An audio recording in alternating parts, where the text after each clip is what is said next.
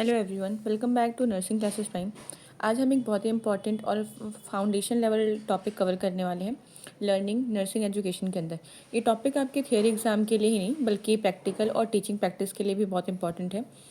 तो सबसे पहले हम बात करेंगे इसके इंट्रोडक्शन के लिए कि लर्निंग होता क्या है। सिंपल लैंग्वेज में कहें तो learning is the accumulation and application of everyday experience is called learning. मतलब जो भी हम रोज़मर्रा की लाइफ में या फिर डेली लाइफ में हम जो चीज़ें सीखते हैं और उसे अपनी डेली लाइफ में अप्लाई करते हैं, उसे हम क्या कहते हैं, लर्निंग कहते हैं। दूसरी डेफिनेशन कहती है learning is a modification in behaviour due to various activities of adjustment is called learning. यानी हमारा बिहेवियर जब बदलता है किसी नए मतलब एक्सपीरियंस या सिचुएशन के रिस्पॉन्स में, तो वो क्या होती है, लर्निंग कहलाती है। अब दो वेल नोन साइकोलॉजिस्ट की डेफिनेशन देखते हैं। फर्स्ट है आपका according to Crow Crow, acquisition of habits knowledge and attitude is considered as learning. यानी लर्निंग सिर्फ बुकिश नॉलेज नहीं बल्कि हैबिट और एटीट्यूड का डेवलपमेंट भी है। According to Murphy, learning is a modification of both behaviour and attitude. यहाँ भी हम देख रहे हैं कि बिहेवियर के साथ साथ एटीट्यूड चेंज भी इंपॉर्टेंट फैक्टर है। तो ये भी क्या होता है, एक तरह का लर्निंग होता है। अब बात करते हैं इसके कैरेक्टरिस्टिक्स के कि लर्निंग के क्या कैरेक्टरिस्टिक्स होते हैं। तो फर्स्ट कैरेक्टरिस्टिक्स है आपका learning is a life long process. मतलब हम जब से हमारा बर्थ होता है उस टाइम से लेकर हम पूरे लाइफ में जो चीज़ें भी हम सीखते हैं वो सारी चीज़ें क्या होती है, लर्निंग होती है। सेकंड कैरेक्टरिस्टिक्स है लर्निंग इज़ चेंज। मतलब जब हम कुछ नया सीखते हैं तो हमारे सोचने या काम करने का तरीका बदल जाता है। थर्ड है लर्निंग इज़ यूनिवर्सल। हर कोई सीखता है, चाहे बच्चा हो या बूढ़ा। इसी को हम क्या कहते हैं, learning is universal. Learning is adjustment.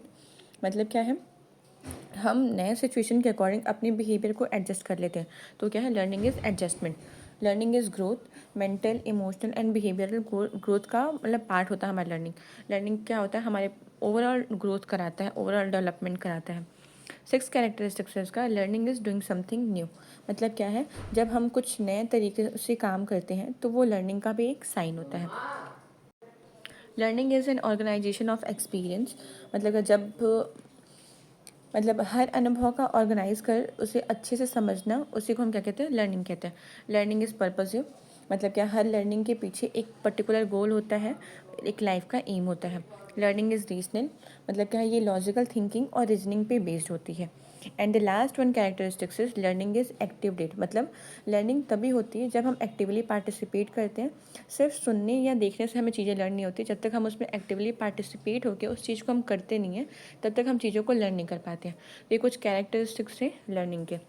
अब हम बात करते हैं लर्निंग को अच्छे से समझने के लिए कुछ बेसिक प्रिंसिपल्स या लॉ दिए गए हैं जिनके बेसिक्स पे इफेक्टिव लर्निंग होती है। आइए एक एक करके हम समझते हैं कि उनके एक रियल लाइफ एग्जांपल्स के साथ कि क्या क्या प्रिंसिपल्स या फिर लर्निंग के लॉज हैं।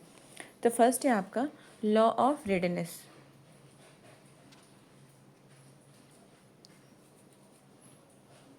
लॉ ऑफ रेडीनेस क्या कहती है कि लर्निंग तब होती है जब हम स्टूडेंट को मेंटली और फिजिकली रेडी हो।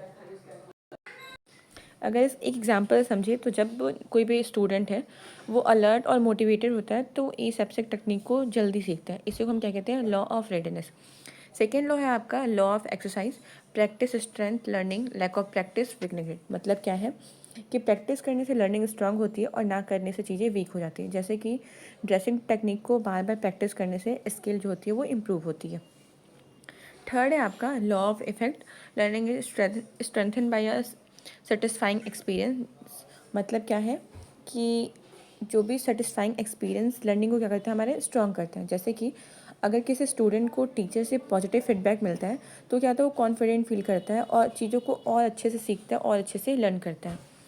फोर्थ लॉ है आपका law of recency. Law of recency क्या कहती है, जो रिसेंटली पढ़ा या किया गया चीज़ होता है वो हमें ज़्यादा याद रहता है। जैसे कि उसके एग्ज़ाम से पहले की गई लास्ट टाइम जो रिवीजन होती है वो स्टेप को याद रखने में हेल्प करता है। तो ये क्या होते हैं, कुछ लॉ है। नेक्स्ट लॉ है आपका law of intensity.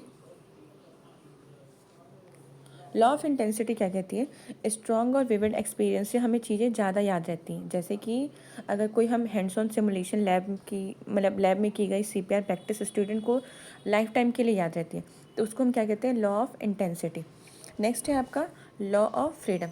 Law of freedom क्या कहते हैं, जब स्टूडेंट फ्री फील करता है तब लर्निंग बहुत अच्छे से होती है। मतलब जब हम स्टूडेंट को बिल्कुल फ्रीली छोड़ देते हैं, वो चीज़ें खुद से मतलब एक्सपेरिमेंट करता है, खुद से चीज़ें वहाँ पे अप्लाई करता है, तो जो लर्निंग होती है बहुत अच्छे से वो कर पाता है। जैसे कि कोई भी केस स्टडी का टॉपिक खुद से चूज़ करने से स्टूडेंट जो होता है ज़्यादा इंटरेस्टेड होता है और चीज़ों को बहुत ईजिली लर्न करता है। इसको हम क्या कहते हैं, लॉ ऑफ फ्रीडम कहते हैं। नेक्स्ट है आपका law of association. Law of association क्या कहता है, नए कॉन्सेप्ट अगर पुराने नॉलेज से लिंक हो तो चीज़ें हमें जल्दी याद रहता है। जैसे कि अगर हम कोई भी पुरानी चीज़ें हैं उसको नई चीज़ों से अगर रिलेट करके हम चीज़ों को समझाते हैं या फिर लर्न करने की कोशिश करते हैं तो वो चीज़ें हमें बहुत जल्दी याद रहती हैं। इसी को हम क्या कहते हैं, लॉ ऑफ एसोसिएशन कहते हैं। जैसे कि अगर कोई ड्रग डोज कैलकुलेशन है वो तब ईजी होती है जब हम उसका मैथ का फॉर्मूले से उसको जोड़ते हैं, तो चीज़ें वहाँ पे ईजिली लर्न हो जाती हैं। नेक्स्ट लॉ है आपका law of multiple learning. Law of multiple learning क्या कहती है, अलग अलग तरीके जैसे कि वीडियो हो गया, डेमोन्स्ट्रेशन हो गया, कोई क्लिनिकल मतलब वीडियोस हो गए, इसका यूज़ करने से जो लर्निंग होती है हमारी स्ट्रांग होती है। मतलब डिफरेंट डिफरेंट सोर्सेज का यूज़ करके जब हम चीज़ों को लर्न करते हैं तो हमें बहुत ईजिली लर्न हो जाती है। इसी को हम क्या कहते हैं, लॉ ऑफ मल्टीपल लर्निंग कहते हैं। जैसे कि CPR सीखते वक्त वीडियो हो गया, लाइव डेमोन्स्ट्रेशन हम देख लें या फिर प्रैक्टिकल लैब से कुछ इंक्लूड करने से स्टूडेंट जो होता है वो बहुत बेटर तरीके से सीखता है। तो ये कुछ लॉज थे किसके, लर्निंग के। तो कौन कौन से लॉ थे, law of readiness, law of exercise, law of effect, law of recency, law of intensity, law of freedom, law of association and law of multiple learning. So student, आज हमने लर्निंग के बारे में फुल डिटेल में समझा, from definition to characteristics और law with examples. Nursing education में effective learning बहुत ज़रूरी है क्योंकि आप लोग फ्यूचर के हेल्थ केयर प्रोफेशनल हो। तो आज की वीडियो में बस इतना ही। नेक्स्ट वीडियो हम और भी चीज़ें डिस्कस करेंगे। अगर ये वीडियो आपको हेल्पफुल लगी हो तो प्लीज़ वीडियो को लाइक करें, चैनल को सब्सक्राइब करें। तब तक के लिए stay happy, best of luck.